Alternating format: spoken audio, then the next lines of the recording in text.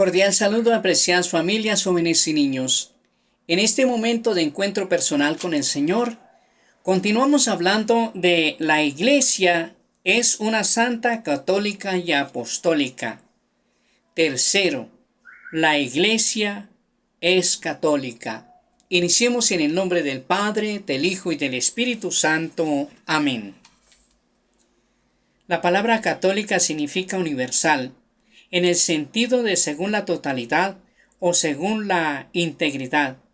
La Iglesia es católica en un doble sentido.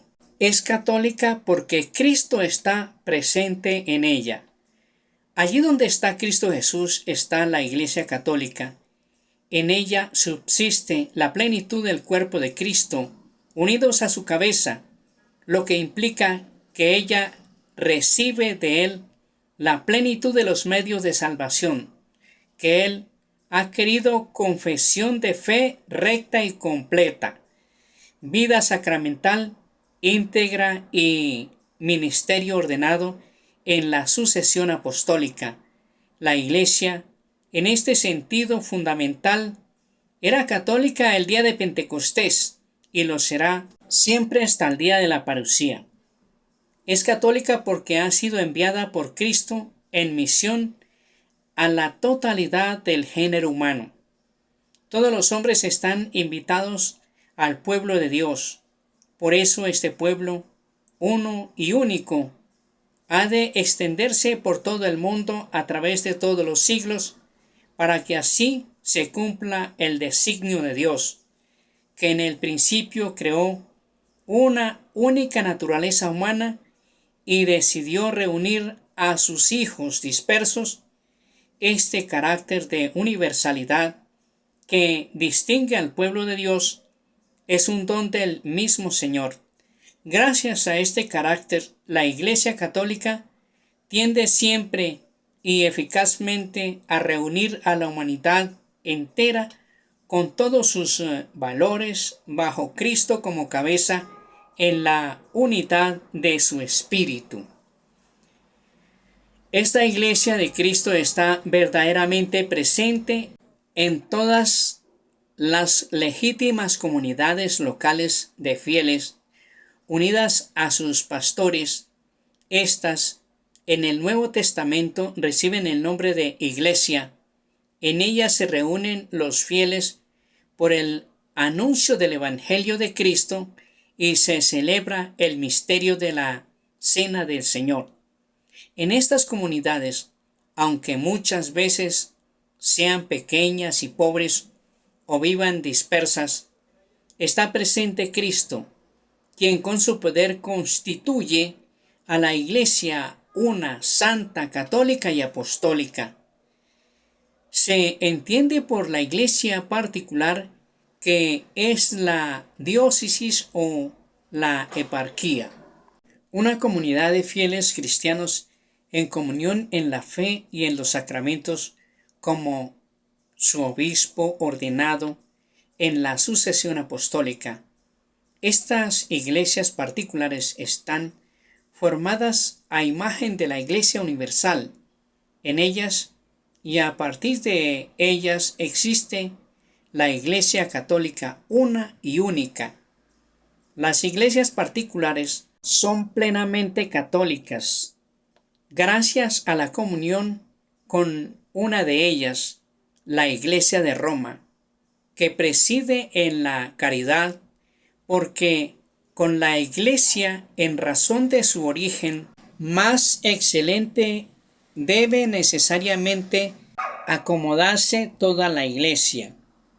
Es decir, los fieles de todas las partes, en efecto, desde la venida a nosotros del Verbo encarnado, todas las iglesias cristianas de todas partes han venido y tienen a la gran Iglesia que está en Roma como única base y fundamento, porque según las mismas promesas del Salvador, las puertas del infierno no han prevalecido jamás contra ella.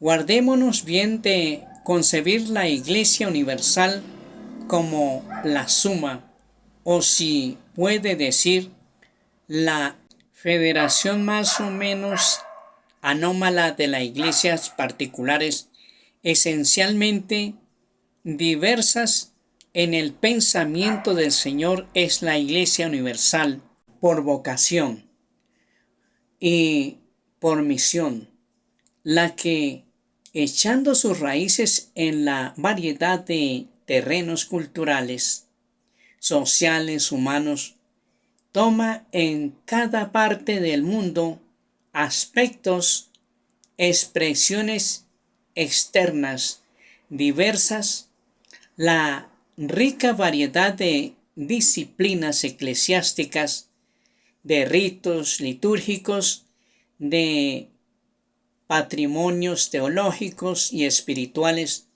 propios de las iglesias locales con un mismo objetivo, muestra muy claramente la catolicidad de la iglesia indivisa. Todos los hombres, por tanto, están invitados a esta unidad católica del pueblo de Dios. A esta unidad pertenecen de diversas maneras o a ella están destinados los católicos, los demás cristianos e incluso todos los hombres en general llamados a la salvación por la gracia de Dios. Están plenamente incorporados a la sociedad que es la Iglesia, aquellos que, teniendo el Espíritu de Cristo, aceptan íntegramente su constitución y todos los medios de salvación establecidos en ella y están unidos dentro de su estructura visible a Cristo, que la rige por medio del sumo pontífice y de los obispos mediante los lazos de la profesión de la fe, de los sacramentos, del gobierno eclesiástico y de la comunión. No se salva, en cambio, el que no pertenece en el amor, aunque esté incorporado a la iglesia, porque está en el seno de la iglesia con el cuerpo, pero no con el corazón. La iglesia se siente unida por muchas razones con todos los que se honran con el nombre de cristianos a causa del bautismo, aunque no profesan la fe en su integridad o no conservan la unidad de la comunión bajo el sucesor de Pedro. Los que creen en Cristo y han recibido ritualmente el bautismo están en una cierta comunión, aunque no perfecta, con la Iglesia Católica, con las iglesias ortodoxas. Esta comunión es tan fecunda que le falta muy poco para que alcance la plenitud que haría posible una celebración común de la Eucaristía del Señor. La Iglesia y los no cristianos. Los que todavía no han recibido el Evangelio también están ordenados al pueblo de Dios de diversas maneras.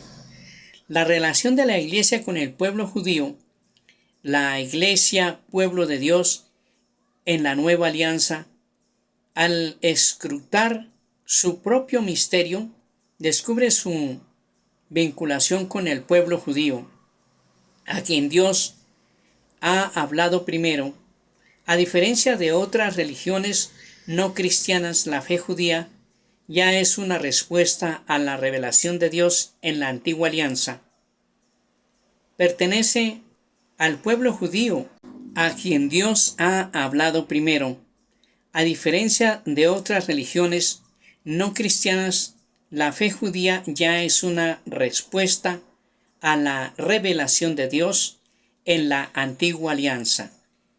Pertenece al pueblo judío la adopción filial, la gloria, las alianzas, la legislación y el culto, las promesas y los patriarcas, de todo lo cual procede Cristo según la carne.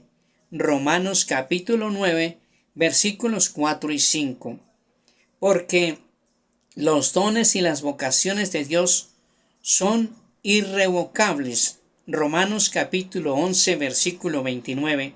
Por otra parte, cuando se considera el futuro, el pueblo de Dios de la antigua alianza y el nuevo pueblo de Dios tienden hacia fines análogos, la espera de la venida o el retorno del Mesías, pues para unos es la espera de la vuelta del Mesías, muerto y resucitado, reconocido como Señor e Hijo de Dios. Para los otros es la venida del Mesías, cuyos rasgos permanecen velados hasta el fin de los tiempos, espera que está acompañada del drama de la ignorancia o del desconocimiento de Cristo Jesús. Las relaciones de la Iglesia con los musulmanes. El designio de la salvación comprende también a los que reconocen al Creador. Entre ellos están, ante todo, los musulmanes que profesan tener la fe de Abraham y adoran con nosotros al Dios único y misericordioso que juzgará a los hombres al final del mundo. El vínculo de la Iglesia con las religiones no cristianas es en primer lugar el del origen y el del fin comunes del género humano. Todos los pueblos forman una única comunidad y tienen un mismo origen, puesto que Dios hizo habitar a todo el género humano sobre la faz de la tierra. Tienen también un único fin último, Dios cuya providencia, testimonio de bondad y de signos de salvación se extienden a todos hasta que los elegidos se unan en la ciudad santa, Jerusalén celestial, para gloria del Padre, del Hijo y del Espíritu Santo. El Señor nos bendiga y nos guarde de todo mal, nos conceda la gracia de vivir en su paz y su amor, en el nombre del Padre, del Hijo y del Espíritu Santo. Amén.